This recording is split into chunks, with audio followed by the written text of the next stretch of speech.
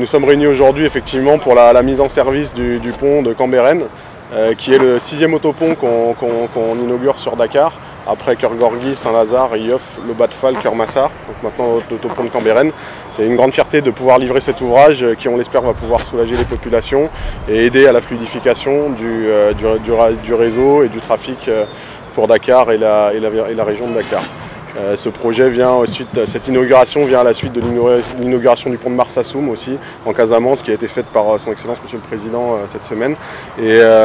effectivement, c'est une grande fierté de pouvoir mettre à disposition cet ouvrage que nous avons démarré en février de l'année dernière et que nous allons pouvoir mettre en service maintenant pour pouvoir participer pouvoir prévoir la finalisation des bretelles et mettre la configuration définitive de l'ouvrage en service. Prochaine étape, on a des ouvrages qui ont démarré déjà, comme vous avez pu le voir sur l'ouvrage de front de terre, qui est un ouvrage où il y a beaucoup de dévoiement de réseau, donc beaucoup de préparation à faire, et où nous avons déjà engagé fortement avec les concessionnaires les travaux pour avancer le plus vite possible dans cette zone qui est aussi sensible. Nous avons aussi 2 ouvrages qui vont démarrer au niveau du pôle urbain de Diamniadio, qui sont des ouvrages qui vont permettre d'interconnecter la ville de Diamniadio avec la route nationale 1. Donc un ouvrage qui va enjamber le TER au niveau de la gare de Diamniadio et un ouvrage qui va permettre la connexion entre la route nationale 1 et cette route qui traverse Diamniadio. Ce sont les prochains ouvrages que nous allons démarrer et qui ont pour objectif d'être finis au milieu de l'année prochaine. Alors on est sur une technologie qui s'appelle une technologie Unibridge, donc c'est des ponts mixtes avec un tablier mixte métal-béton. La charpente métallique est constituée de poutres qui sont des poutres qui s'assemblent mécaniquement, donc sur lesquelles on n'a pas de soudure à refaire et qui sont en termes de durabilité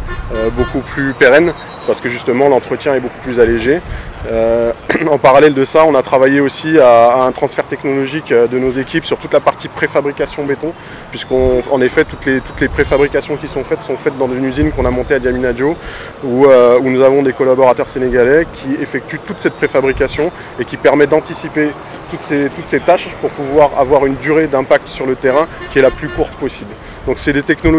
ces 2 technologies principalement que nous avons utilisées et nous sommes aussi appuyés sur le savoir-faire des entreprises sénégalaises qui travaillent ici, en particulier je pense à l'entreprise Gravupub, je pense à l'entreprise DMI, je pense à l'entreprise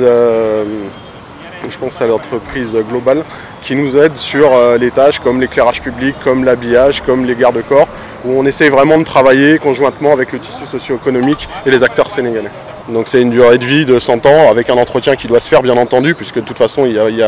a besoin d'un entretien régulier, mais c'est un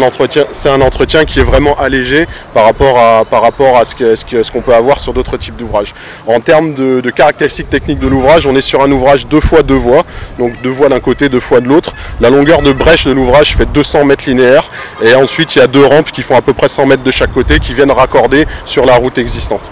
Cet ouvrage a la particularité d'être un ouvrage courbe avec une double courbure qui a été calculée pour garantir un confort de conduite et une sécurité maximale.